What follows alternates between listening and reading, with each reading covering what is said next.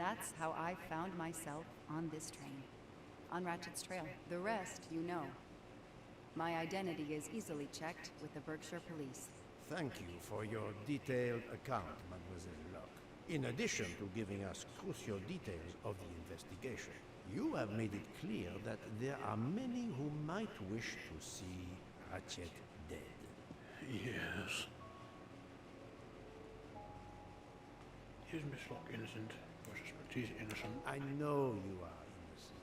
Your forthright testimony and your movements, or lack of them, last night, eliminate you from our list of suspects. I agree, without a doubt.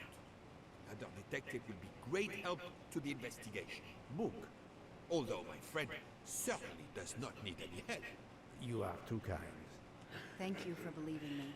Gotta quell that I'd like to help ego, in any way I can. Poirot. Do not worry, Mademoiselle Locke. Already I see things more clearly. It's obvious whoever drugged you was trying to derail your investigation. You mean the person who did this to me is Ratchet's killer? Both Monsieur Michel and Fraulein Schmidt had the means and opportunity to drug you. While you get your strength back, I intend to interview them. Excellent idea, my friend. All this excitement has whetted my appetite. I'm sure Mademoiselle Locke won't say no to a good, invigorating meal. What? No. I want to hear what the conductor and Fräulein Schmidt have to say for themselves. It is my duty to ensure the well-being of the We passengers. don't want If Dr. them Constantine to be has no lying, objection, do we? I will escort you to the restaurant car. On the contrary, some food will do her the greatest good. Well, I'm still a little shaky. Mr. Poirot, will you please keep me informed about what you learn? You may be certain of it. Who killed Ratchet?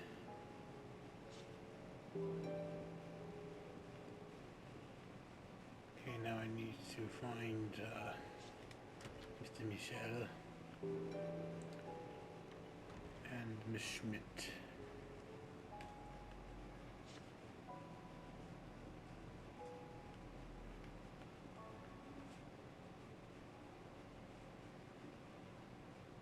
I have nothing to ask them at the moment. I should leave them alone.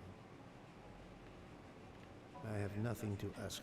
I was just gonna see if I got waltz on in there while they're just talking to each other. Like, Poirot, what the hell do you think you're doing?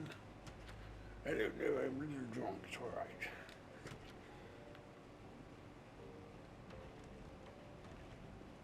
Good evening, Fräulein Schmidt. May I disturb you for a moment? You ask so politely, mein Herr, but I do not think I have a choice. No, you don't. How to approach the suspect of Miss Locke. Miss Locke wakes up. You drugged Miss Locke. I wanted to let you know that your roommate, Mademoiselle Locke, is awake. Ah, yes, I'm glad to hear that. I was worried about her. Did she tell you what had happened to her? Unfortunately, she doesn't remember much, but we found a residue of a sleeping pill in her cup of tea.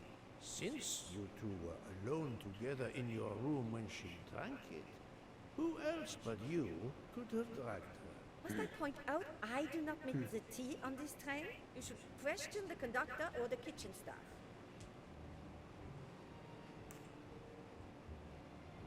Mademoiselle Locke could have died.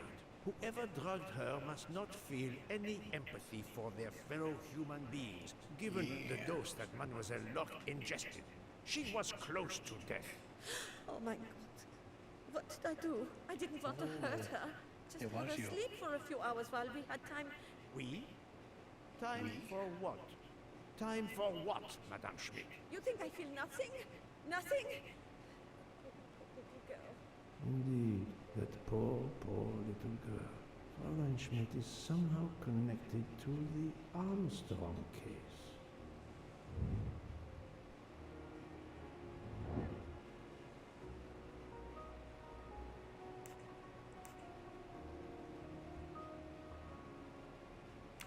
This is wrong, but I'm never far from the truth. I must admit I'm not right this time.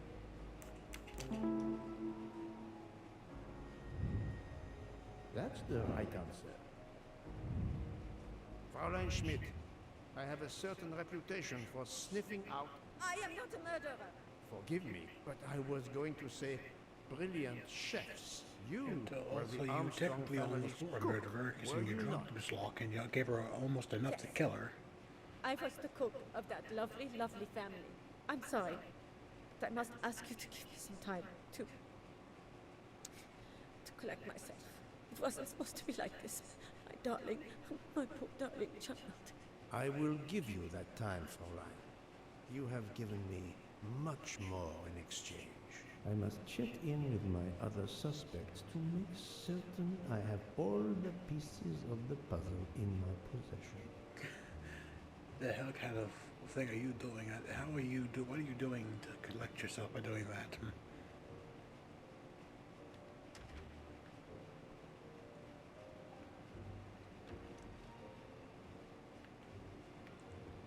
Can I get you something, Monsieur Poirot? Everyone is so tense. An aperitif soon, Monsieur Fauchet, with pleasure, when the matter is resolved. Where's Mr. Michel? I need to find him.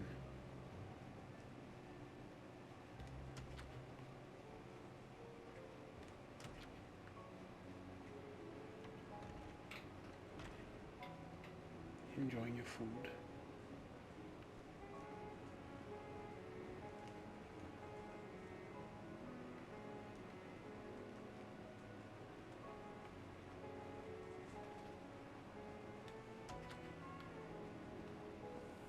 Not now.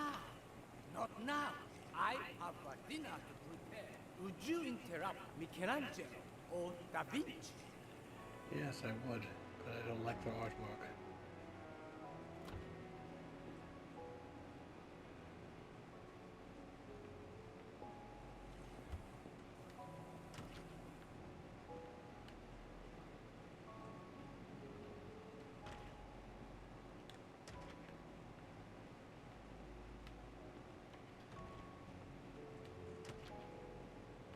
You.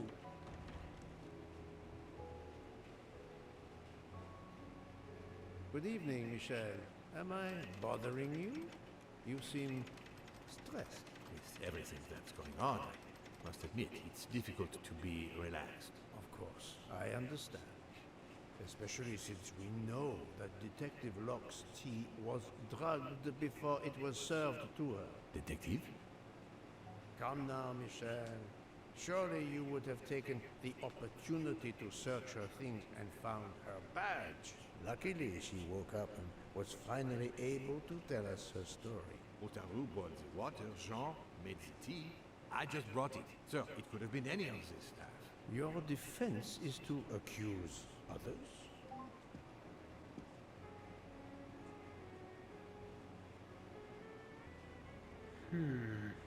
You have a network connection? No, unfortunately. It's just an automatic reminder to pay my rent. I always forget and my landlord complains. Young Michel had to be involved in the murder.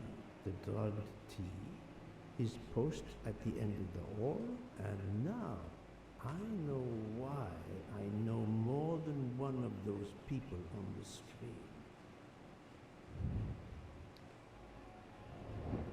I think we're getting somewhere.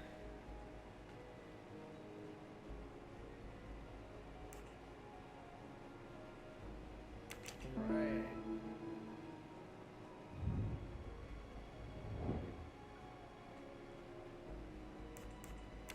Fantastic.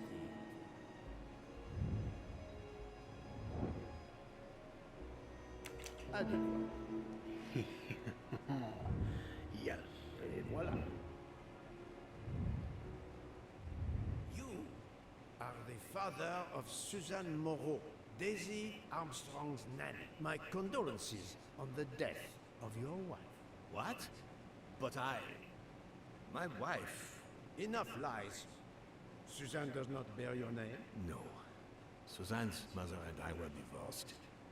Suzanne kept her mother's name. My most sincere condolences, Monsieur Michel, on the deaths of Suzanne and your wife. This job, I love them, but I was never there for them. Then a year after the divorce, Solange became ill. Suzanne took her to this special hospital in the US.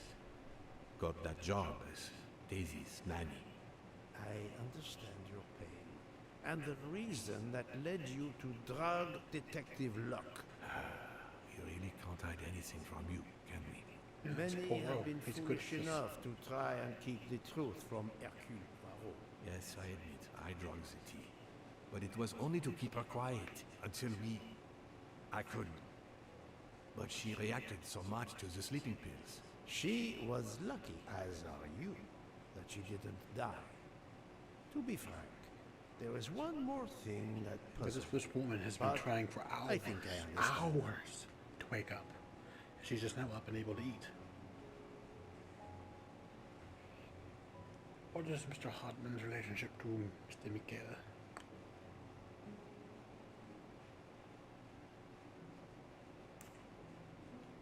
Monsieur Hardman was Suzanne's fiancé. I have the impression my whole life to you is an open book. Yes, Cyrus was my daughter's fiancé. I almost consider Cyrus as my own son. Of course, much more I gave is a little blue clear. tea for some reason. I have been patient long enough. It is time to go and see what all the commotion is next door.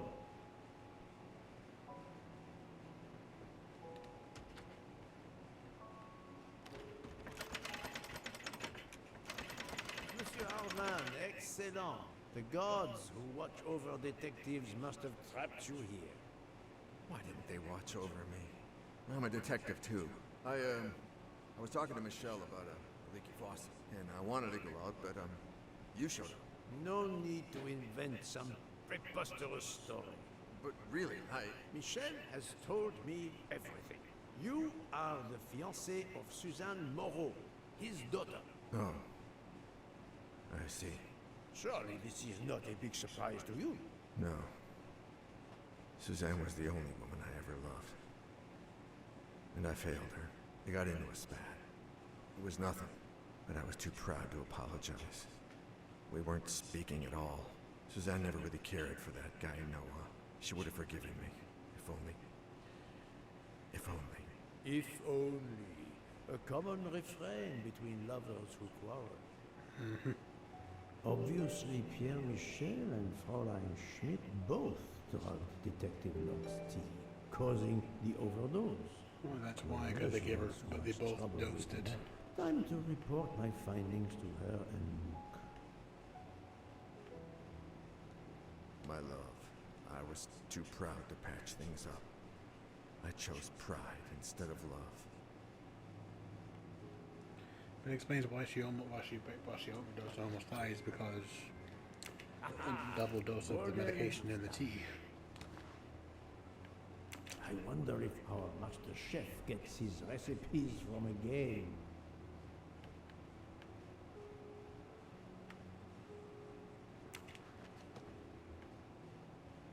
Ooh, chocolate cakes, family size.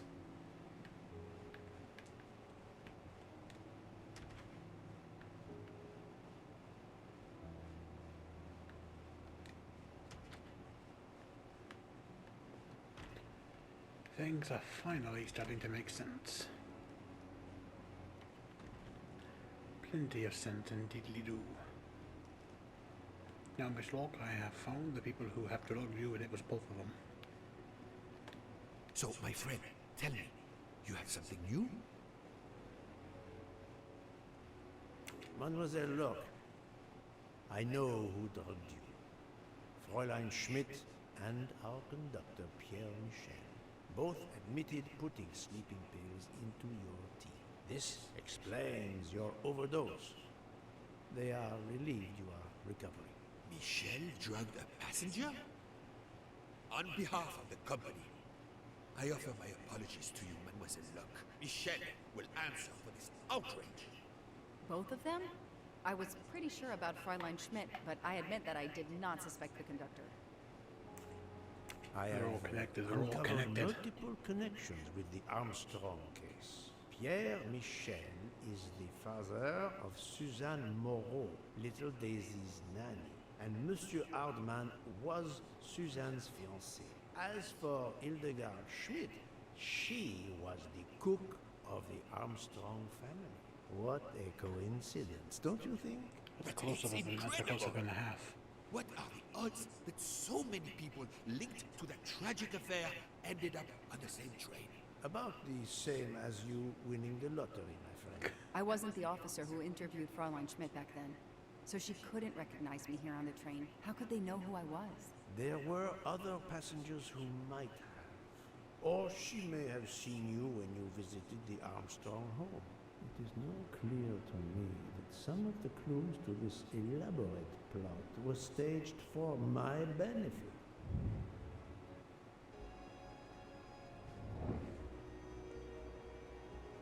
What do they want me to believe? The murderer got on the train in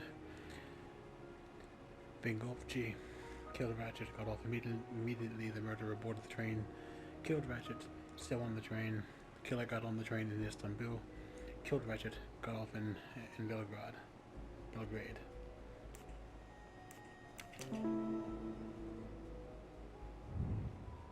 That was easy. Some clues and information collected so far could lead to a hypothesis. The murderer boarded the train in Vinkovsky, killed Ratchet, and then left the train immediately.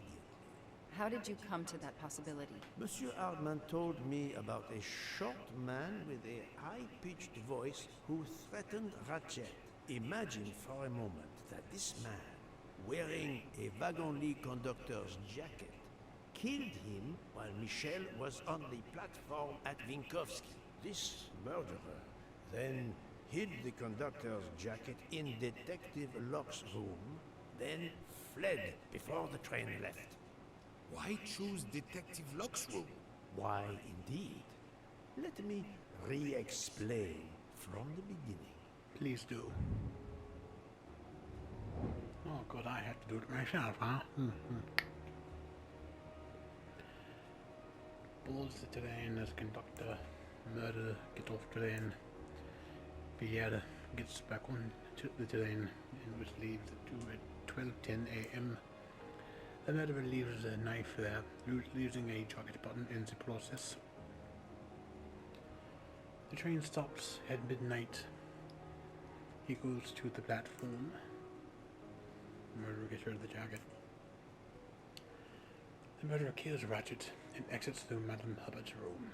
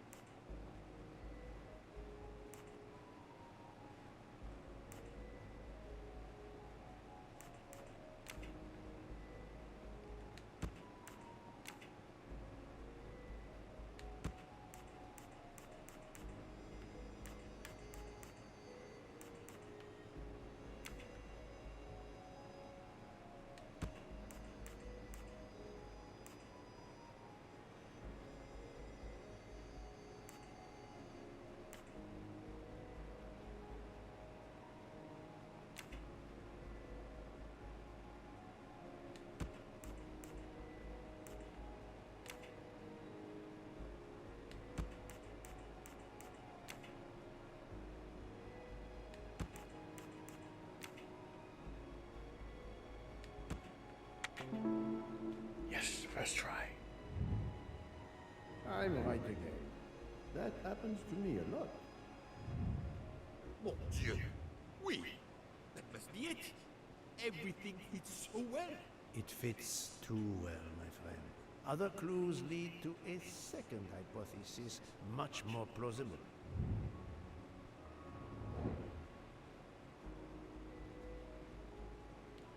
What is the most probable hypothesis? There are several murderers who escaped. There are several murderers who wanted Ratchet's money. Several murderers who are all related to the Armstrong case. My little gray cells did not let me down. So, we have multiple murderers, all related to the Armstrong case. The murderer from Vinkovsky was a fabrication to turn suspicion away from those on the train. They expected the investigation to be led by some small-town official who could easily be misled. Mr. Poirot? Detective Locke, forgive me. You are an obvious exception. For God's You sake, tracked Poirot, you're going to roast the Ratchet poor with the woman in front of her. She's still trying to tenacity recover, of a trying to bloodhound. eat. Unfortunately for the killers, they not only had you to deal with, but now they had, and I say this with all modesty, the world's greatest detective, Hercule Poirot, dropped into the midst of their meticulous plan. Multiple murderers? Multiple detectives? Poirot, please take pity on me. Who is linked to this case, and who is not? My poor friend, I have gone speeding out of the station without you. I will continue. Who are the 9 people who we know are connected to the Armstrong case?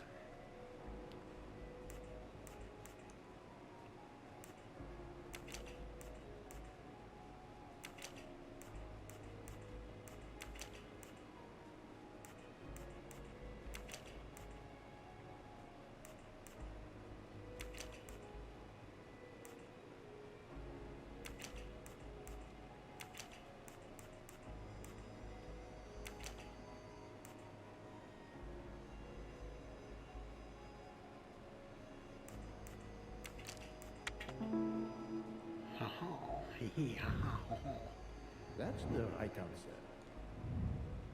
Fräulein Schmidt, Pierre Michel, Monsieur Hardman, and Monsieur McQueen are all linked to the Armstrong case. I also know that Sonia Armstrong's sister and godmother, Countess Andreni and Princess Dragomirov, are on this train. And finally, Detective Locke discovered that Mr. Foscarelli was the Armstrong chauffeur.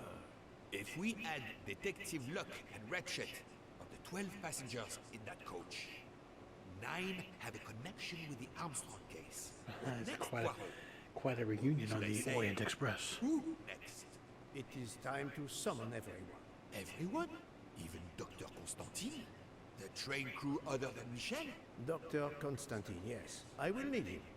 But we don't want the others as witnesses. I will see that their duties keep them occupied elsewhere. Excellent.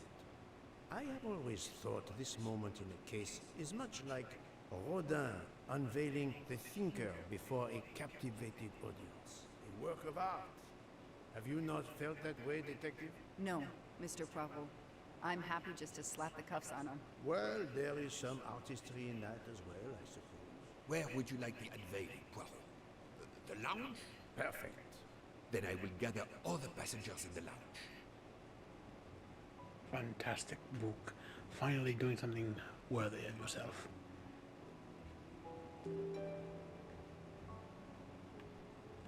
Go to the lounge car. Okay. This way. Through the door.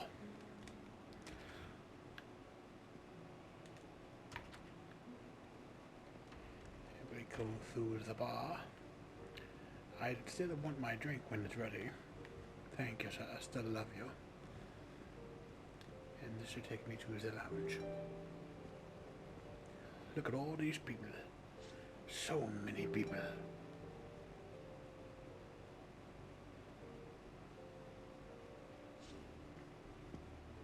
Monsieur Book, are the train crew locked in their quarters? Yes, they are. Then the stage is set for the final act. Ladies and gentlemen, Fantastic, the I final have gathered act. you together to hear my reconstruction of the murder of Samuel Edward Ratchet, also known as Cassetti. There is not one, but 2 possible solutions of the crime. I shall put them both before you, and I shall ask Monsieur Book and Dr. Constantine here to judge which solution is the correct one. 2 solutions? Do we really want Book to I be am one of hardly those judges? qualified. Nevertheless, your assistance is required. Now, you all know the facts of the case. Ratchet was found stabbed to death this morning. He was last known to be alive at 12:37 a.m. last night, when he spoke to the wagon conductor through the door. His watch was found to be badly dented, and it had stopped at a quarter Not past dented, one. the fucking Dr. face of it was Constantine, smashed. who examined the body, puts the time of death as having occurred between midnight and 2 in the morning. At half an hour after midnight, as you all know, the train ran into a snowdrift. After that time, it was impossible for anyone to leave the train. So, here is my first theory. The enemy, as Ratchet expected, joined the train at Vinkovsky by the door left open by Captain Arbuthnot and Monsieur McQueen, who had just descended to the platform. He was equipped with a wagon jacket, which he wore over his ordinary clothes, and a pass key which enabled him to gain access to Ratchet's compartment in spite of the door being locked. Ratchet was under the influence of a sleeping draft. This man stabbed him with great ferocity, 12 wounds in all. He left the compartment through the communicating door to Madame Hubbard's compartment. Yes, that's so. Scared me out of my wits. The murderer thrust the dagger he had used into Mrs. Hubbard's handbag in passing. Without knowing it, he lost a button of his uniform. Then he slipped out of the compartment and along the corridor. He put the uniform jacket into Detective Locke's suitcase to cast suspicion on her. And a few minutes later, dressed in his ordinary clothes, he left the train just before it started off again, using the same means for egress, the door near the dining car.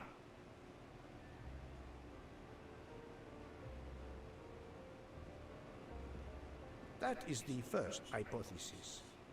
But Only there is the a second. first. For that, we must examine the motive for the crime. Why was Ratchet killed? Revenge. The motive is clear. Revenge, of course. Nothing was stolen, and we know that Ratchet had made many enemies. This was a premeditated crime, meticulously planned.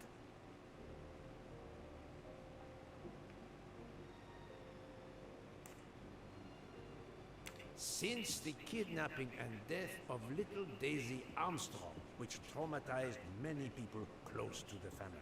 Even when It couldn't have been just before the departure in Istanbul, because that would be more of a heat of the moment questions type of remain. thing. Detective Locke To be continued premeditated takes her months of planning. investigation, as did others. They became convinced the truth lay elsewhere. We now know who the real murderer of Daisy is. It is clear now that Daisy's killer was Ratchet, also known as Cassetti and Michael Clark and how many other names. Of course, many of you A man of many know names, this I should for say. a long time. It is obvious that the 12 stab wounds are not a random number. Dr. Constantine's analysis revealed that some stab wounds appeared to have been caused by a right-handed attacker. Others indicated the knife wielder was left-handed. Some wounds were deep, more than one fatal. Yet others were not much more than mere scratches. What can explain these discrepancies? This leads us to an obvious conclusion. They are symbolic.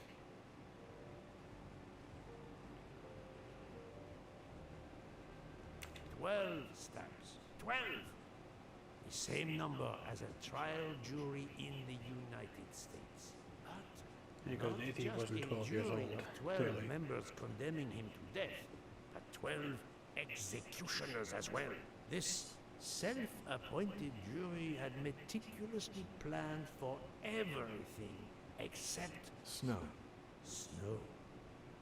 The avalanche that stopped us, as well as the presence of not one but two detectives on the trail. They had to improvise, to hastily add clues and false leads. The vial of vaping liquid incriminated Captain Arbuthnot. However, he had a solid alibi confirmed by Monsieur McQueen. Impossible then to suspect him. The time on Ratchet's broken watch was deliberately set to conceal the true time of the crime. This woman in a red kimono does not exist. I don't know which of the passengers it was. It does not really matter. It was just a performance, a charade to introduce another possible culprit to muddy the waters.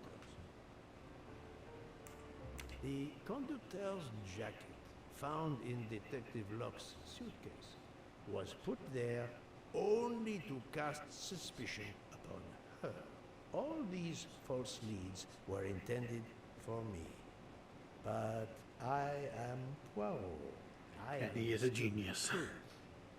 We have a train full of suspects. It's time to identify who the real culprits are. Let's Tell me, start Poirot. with Detective Locke.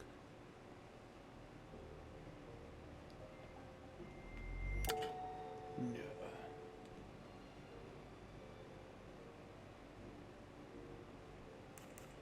Planting the conductor's jacket in her suitcase was an attempt to implicate Detective Locke, but she couldn't fake her drugged condition. Dr. Constantine can testify that the drugged tea incapacitated her for hours, and she had 2 relapses. Let us move on to Monsieur McQueen.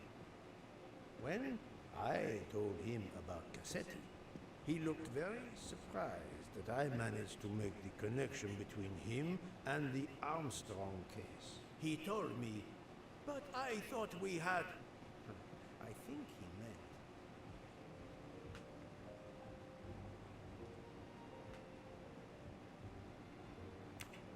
You thought you didn't leave any real clues linking the murder to the Armstrong kidnapping. Moreover, you insisted that Ratchet did not speak French when you knew I had heard a voice calling out in French that was supposed to be Ratchet.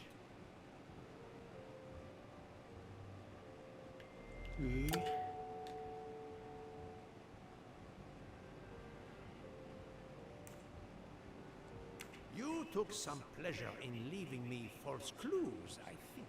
It was quite annoying. But you told me yourself that your father was the district attorney who handled the Armstrong case.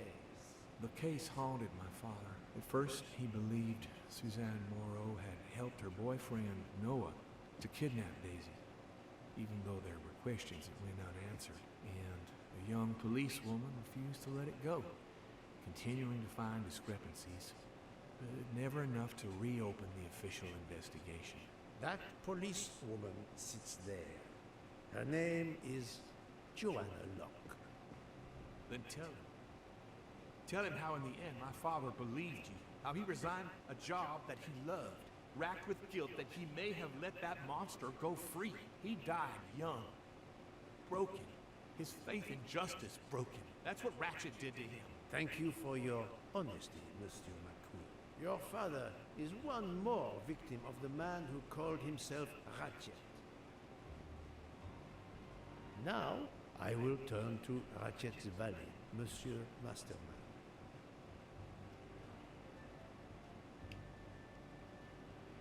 No. No, Poirot. Remember Ratchet's sleeping pills. Oh, yeah.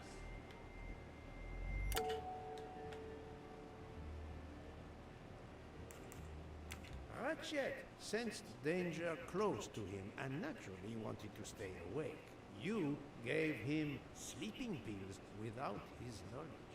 Once he was sound asleep, you could do what you had to do in peace.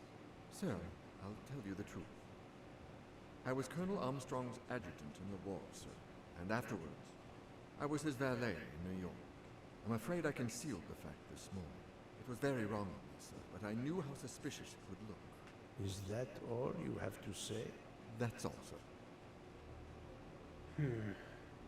Now, to leave no suspicious stone unturned, let us move on to Monsieur Book.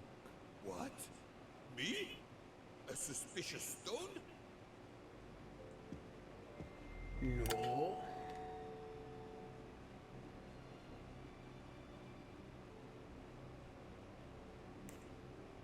Book, my friend, of course you are not guilty.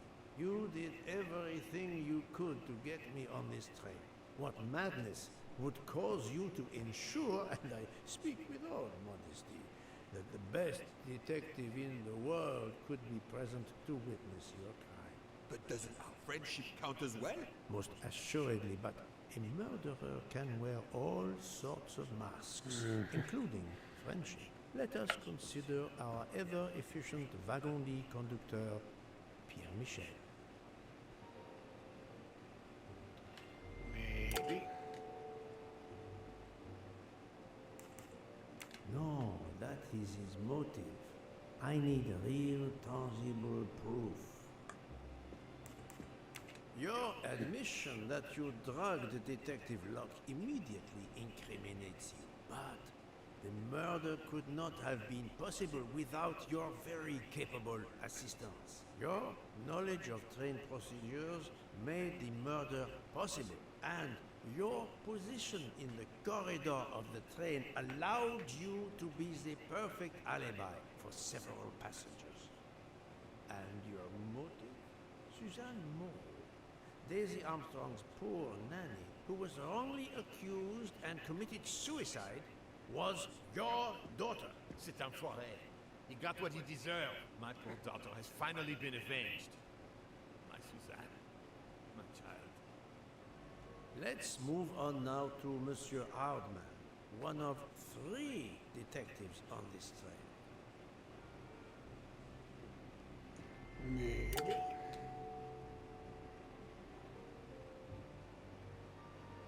Monsieur Hardman, I think you are a real detective, but you were never hired by Ratchet. Your alibi was that you were watching the corridor to protect Ratchet, which, of course, you never did.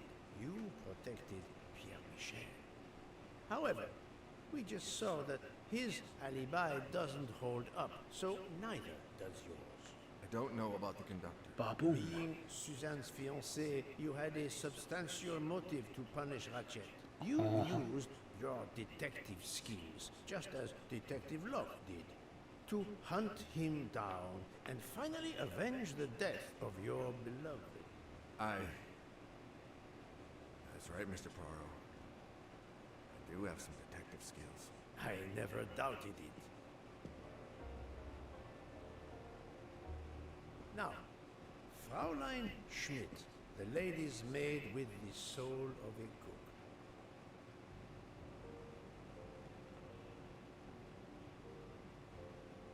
Maybe.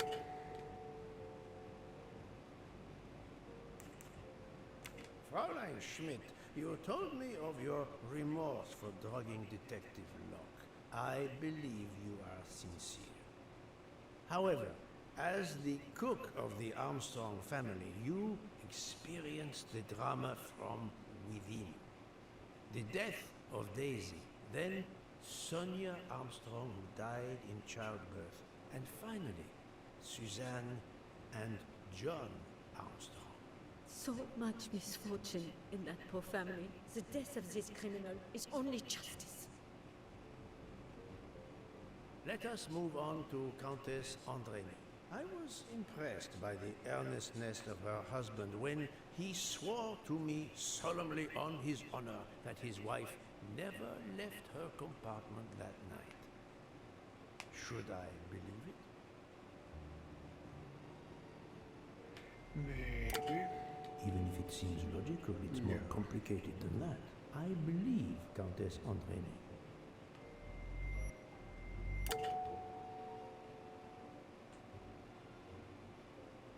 On the contrary, This fact gives her a motive for murder. Countess Andrény is young and fit, physically quite capable of stabbing. Oops, wrong button. Sorry, Poirot. Continue. The problem must be somewhere else. Countess Andrény, being Sonia Armstrong's sister, you had every reason in the world to want to avenge her.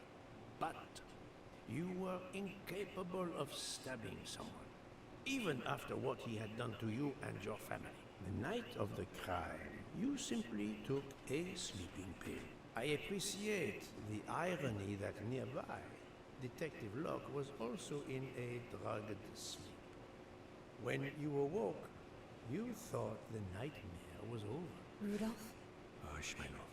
Hush. Excellent transition. I was coming to you, Count Andrény. Maybe. You didn't like his face.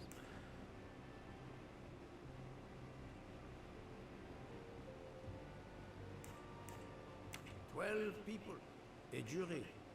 This was very important to all of you. If Countess Andrény did not stab Ratchet, someone had to take her place. And you, Count, the beloved husband. I've seen how fiercely you love and protect your wife. Enough! I would do anything for Helena. Anything. Even that. Yes, even that.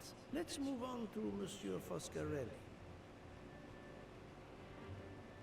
Maybe. Detective Locke found out that you were the Armstrong chauffeur, and that you planned to travel on the same train at the same time as Ratchet. That is what made her decide to obtain a ticket as well. Unfortunately, she could If anyone not hears the prevent beeping, I her apologize. It's the dialer right outside. have you lost your tongue, Mr. Foscarelli? Oh, Daisy. She was the delight of the house. Tonio, she called me. And she would sit in the car and pretend to drive me. And you, Mademoiselle Olson, a champion for the immigrants, a worthy calling. No. I do not think that's the right So answer. she did.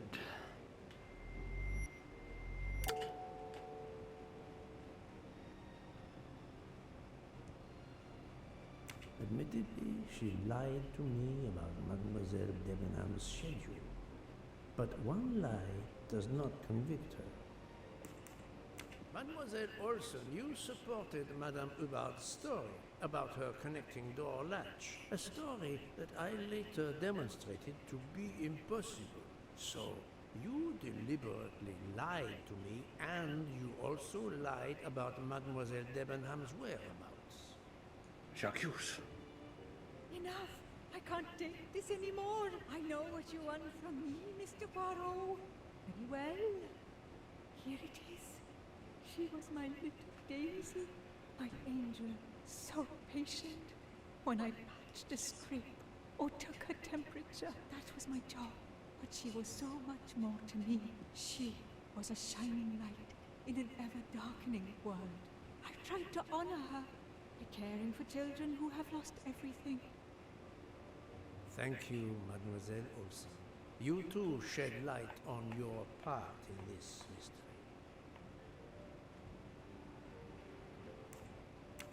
You were Daisy Armstrong's nurse. I will ask you no more questions. It is enough that you have admitted what I know to be the truth, and I understand. Let's move on. Dr. Constantine. You suspect me? I know none of these people. I didn't know Ratchet either, and I've taken a solemn oath to help people, not murder them. No. Dr. Constantine was certainly helpful to my investigation, but that does not prove he is innocent. You are one of the few people in this room not to have any connection with the Armstrong case. Moreover, your alibi is confirmed by Monsieur Bouc, whom I would trust with my life. That is very kindly said, my friend. We now come to Mademoiselle Debenham and Captain Arbuthnot, whose relationship was not in doubt from the moment I inspected your room at the hotel. You have a bloody nerve. You have a Indeed, scar face. I do. We're getting married. Congratulations. But I would rather talk about your relationship to John Armstrong.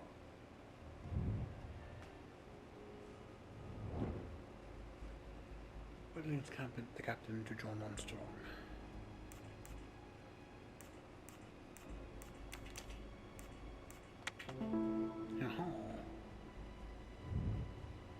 My little grey cells did not let me down. Of course, Poirot, you Captain always say that. Arbuthnot, you served in the army with John Armstrong.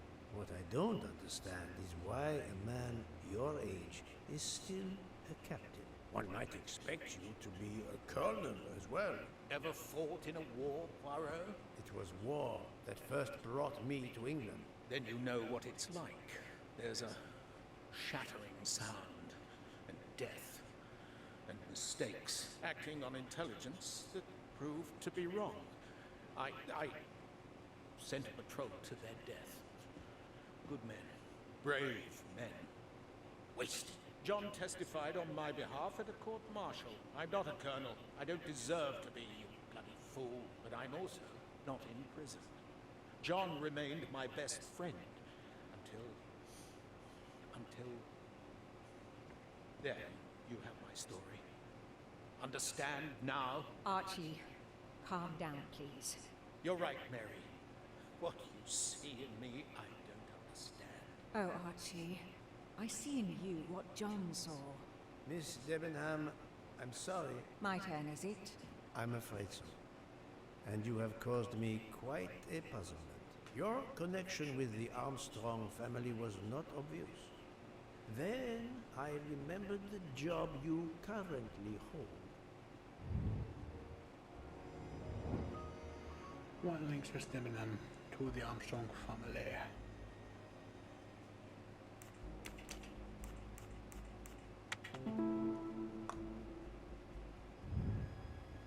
That was easy. You were the teacher of...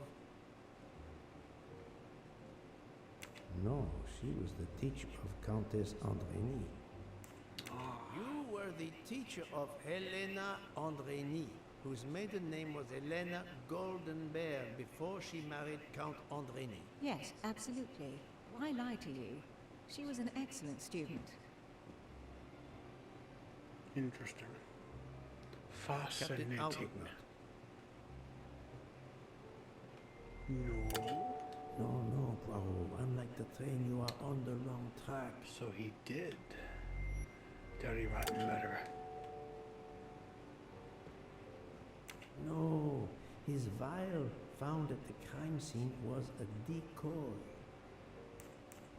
You had one of the strongest alibis, thanks to Mr. McQueen.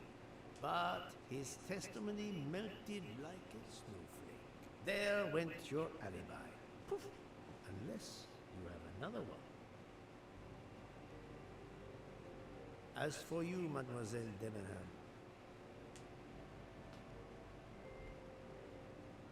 No. I do not think that's the right... She did. How many people stabbed this bastard? Mademoiselle Olsen was the only one who could confirm your alibi. I think you know where you stand. Very good, Mr. Poirot. Are you satisfied? I will be, soon. Now I must turn to Sonia Armstrong's godmother, Princess Dragomirov.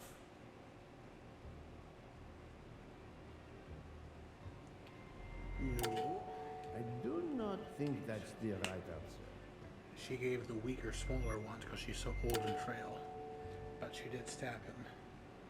Princess Dragomirov, You weren't on my list of suspects at the start, given your social position. I left my social position in a cold country. Do you object to being addressed as princess? I deny people the opportunity. It makes a good story to tell their friends. It also guarantees a good table in the best restaurants. Princess, there is also, forgive me, your extreme physical fragility. It does not stop me when I must be strong. Indeed. Of more importance, though, is the fact that you're the only left-handed person on the train. And the single blow to Ratchet from a left-handed person was very, forgive me, weak. Finally, I'm afraid I know the alibi that you shared with Fraulein Schmidt is false. You have been very thorough, sir. I hope you will permit me to say we are much alike. I am honored. Now it is time to end Almost with reminded me a Mrs. lot of O'Brien. Columbo, Or should very I say, friendly with the killers. What is Miss Hubbard's real name? Linda Arden. If Princess Dragomirov hadn't told me about her relationship with this famous actress, I might not have made the connection. But you are a great actress, madame. Your performance as a flighty, self-involved woman was superb.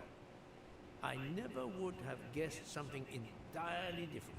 As for what ties you to the Armstrong family, it is obvious.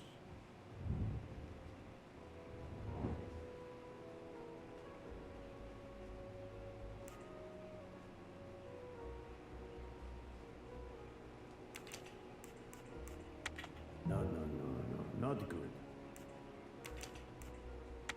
Think, Poirot, that is not a good answer. This is wrong, but I'm never far from the truth.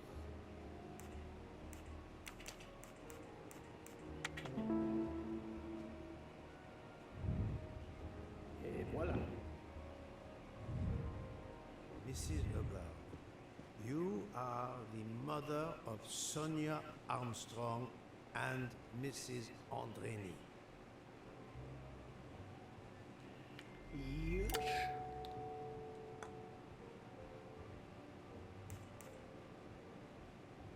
The fact that Mrs. Hubbard has direct access to Ratchet's room is no accident, but it does not incriminate her directly. Madame Hubbard, you really are a remarkable actress. You put so much effort into your character and into staging the murder. I saw it as a perfect mosaic, each person playing his or her allotted part. So carefully arranged that if suspicion should fall on any one person, the evidence of one or more of the others would clear the accused person and confuse the issue. Everything was meticulously planned. But you hadn't expected that Detective Locke and I would be on this train, and the avalanche would block it on the night of the murder. You had to improvise. But again, improvisation would be another of your skills as an actress. So, you came up with the story that the latch on the door that communicated with Ratchet's compartment was hidden by the handbag. I always fancied myself in comedy parts. That slip about the sponge bag was silly. Shows you should always rehearse properly. You know Yes, all you about should. it, Mr. Poirot. You're a very wonderful man. But even you can't quite imagine what it was like. That awful day. I was just crazy with grief.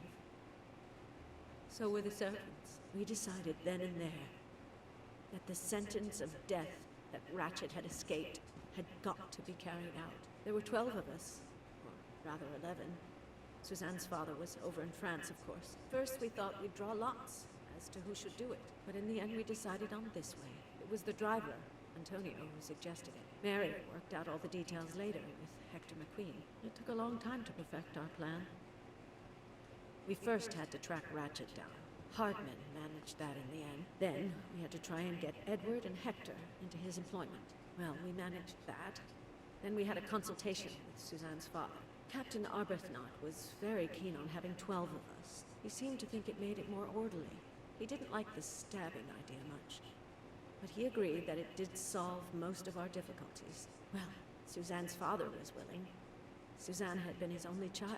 We knew from Hector that Ratchet would be coming back from the east sooner or later by the Orient Express. With Pierre Michel actually working on that train, the chance was too good to be missed. My daughter's husband had to know, of course, and he This was insisted quite an on coming on the organized train with situation, me. I tell Hector you. wrangled it so that Ratchet selected the right day for traveling when Michel would be on duty. And then, at the last minute, you came. For the rest of the story, you worked out everything, Mr. Poirot. You were right about all of us. What are you going to do about it? If it must all come out, can't you lay the blame upon me, and me only? I would have stabbed that man 12 times willingly. It wasn't only that he was responsible for my daughter's death, and her child's, and that of the other child who might have been alive and happy now. It was more than that. There had been other children kidnapped before Daisy, and there might be others in the future. Society had condemned him. We were only carrying out the sentence, but it's unnecessary to bring all these others into it. All these good, faithful souls. You are a director of the company, Monsieur Book. What do you say? Yes, Book, what do you say? In my opinion, Poirot, the first theory you put forward was the correct one. Decidedly so. I suggest that that is the solution we offer to the police. You agree, Doctor? Certainly, I agree. As regards the medical evidence, I think that I made one or two fantastic suggestions. Then, having placed my solution before you, I have the honor to retire from the case.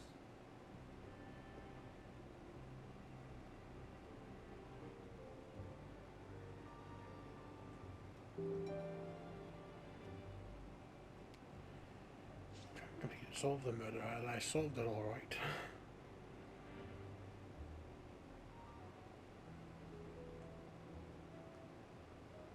And apparently they get away with it. We're just going to have said that the guy got off on the platform and escaped all the way from the train.